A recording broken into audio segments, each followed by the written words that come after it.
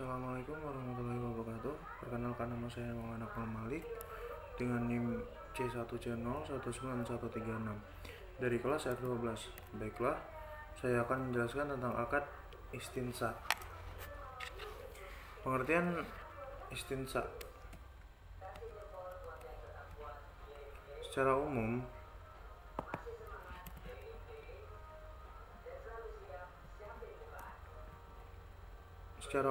pemahaman bank syariah terhadap akad istinsa adalah berkaitan dengan pembelian suatu benda yang memiliki nilai besar dan diproduksi secara bertahap, misalnya bangunan, pesawat terbang, dan sebagainya. Transaksi istinsa ini hukumnya boleh atau jawaz dan telah dilakukan oleh masyarakat muslim sejak awal masa tanpa ada pihak yang mengingkarinya. Dalam fatwa atau MUI dijelaskan bahwa jual beli dalam bentuk pemesanan pembuatan barang tertentu dengan kriteria dan persyaratan tertentu yang disepakati antara pemesan dan penjual. Pada dasarnya pembiayaan istinsa merupakan transaksi jual beli cicilan seperti transaksi murabahah muajjal. Namun berbeda dengan jual beli murabahah di mana barang diserahkan di muka sedangkan uang dibayar cicilan. Dalam jual beli istinsa, barang diserahkan di belakang walaupun uangnya sama-sama dibayar secara cicilan. Operasi prosedur produk istinsa. Yang pertama, secara umum pemahaman bank syariah terhadap akad istinsa adalah berkaitan dengan pembelian suatu benda yang memiliki nilai besar dan diproduksi secara bertahap, misalnya bangunan, pesawat terbang, dan sebagainya. Yang kedua, sama halnya dengan praktik salam. Praktik akad istinsa di bank syariah hampir selalu dilakukan dalam format istinsa paralel. Dengan demikian, praktik istinsa di perbankan syariah lebih terorientasi pada upaya pencarian margin antara harga akad 1 dan akad 2. Yang ketiga, sama halnya dengan praktik salam. Praktik istinsa di industri perbankan syariah lebih mencerminkan kegiatan utang piutang atau penyediaan dana daripada kegiatan jual beli. Implikasinya adalah pengakuan piutang istinsa lebih mencerminkan piutang uang sebagai akibat kegiatan penyediaan dana daripada piutang barang atau sebagai akibat kegiatan penyediaan dana daripada piutang barang sebagai akibat kegiatan jual beli. Rukun syariat istinsa. Rukun dari akad istinsa yang harus dipenuhi dalam transaksi ada beberapa hal, yaitu yang pertama, pelaku akad mustansi atau pembeli, yakni ialah pihak utang membutuhkan dan memesan barang, dan sani atau penjual adalah pihak yang memproduksi barang pesanan.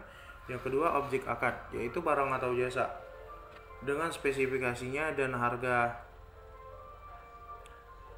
saman. Yang ketiga, sighah, yaitu ijab dan qabul.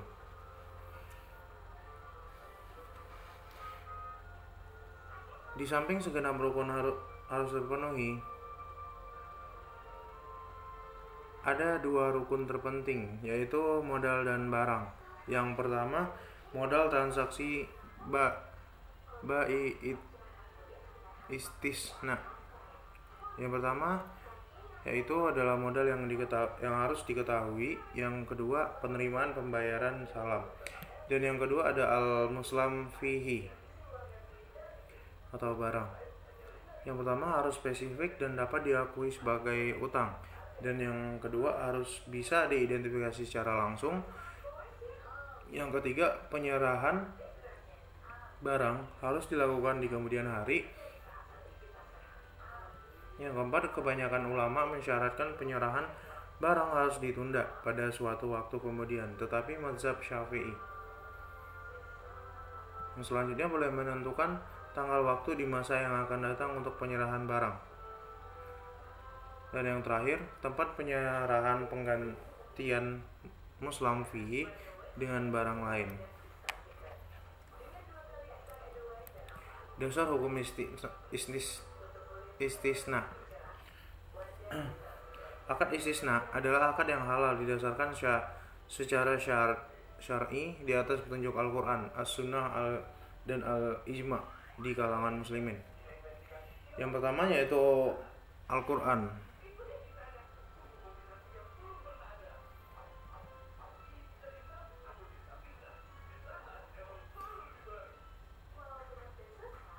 Wa ahlallahu bai'a wa harramur riba, yang artinya Allah telah menghalalkan jual beli dan mengharamkan riba. Berdasarkan ayat ini dan lainnya, para ulama menyatakan bahwa hukum asal setiap perniagaan adalah halal, kecuali yang nyata-nyata diharamkan dalam dalil yang kuat dan sahih. Yang kedua ialah as-sunnah.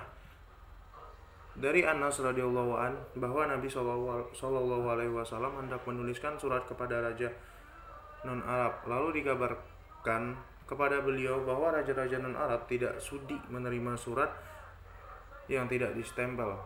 Maka beliau pun memesan agar ia dibuatkan cincin stempel dari bahan perak. Anas menisahkan, seakan-akan sekarang ini aku dapat menyaksikan kemilau putih di tangan beliau. Yang ketiga, al-ijma'. Sebagian ulama menyatakan bahwa pada dasarnya umat Islam secara de facto telah bersepakat merajut konsensus ijma' bahwa akad istinsa adalah akad yang dibenarkan dan telah dijalankan sejak dahulu tanpa ada seorang sahabat dan ulama pun yang mengingkarinya. Dengan demikian tidak ada alasan untuk melarangnya. Hakikat akad istinsa. Menurut mazhab Hanafi, bai al-istinsa termasuk akad yang dilarang karena bertentangan dengan bai secara qiyas. Mereka mendasarkan pada argumentasi bahwa pokok kontrak penjualan harus ada dan dimiliki oleh penjual, sedangkan dalam istinsa pokok kontrak itu belum ada atau tidak dimiliki penjual. Meskipun demikian, mazhab Hanafi menyetujui kontrak istinsa dengan alasan menganggap baik dan perlu untuk kepentingan umat terhadapnya. Ruang lingkup istinsa. Yang pertama, perbankan syariah sebagaimana yang dimaksud dalam aturan perundang-undangan yang berlaku. Yang kedua, lembaga keuangan syariah non-bank seperti asuransi, lembaga pembiayaan dan dana pensiun. Dan yang terakhir, lembaga keuangan lain yang diizinkan oleh peraturan perundang-undangan yang berlaku untuk menjalankan transaksi istinsa. Perbedaan istinsa dan salam. Yang pertama, dari objek istinsa. Objek istinsa itu selalu barang yang harus diproduksi, sedangkan objek salam bisa barang apa saja, baik harus diproduksi lebih dahulu maupun tidak diproduksi lebih dahulu. Dan yang kedua, harga dalam akad salam harus dibayar penuh di muka, sedangkan harga dalam akad istinsa tidak harus dibayar penuh di muka, melainkan dapat juga dicicil atau dibayar di belakang. Yang ketiga, akad salam efektif tidak dapat diputuskan sebelum perusahaan mulai memproduksi. Dan yang terakhir, waktu penyerahan tertentu merupakan bagian, namun akad istinsa tidak merupakan keharusan. Baiklah, hanya itu yang dapat saya sampaikan. Lebih kurangnya saya minta maaf. Wabillahi taufiq wal hidayah. Wassalamualaikum warahmatullahi wabarakatuh.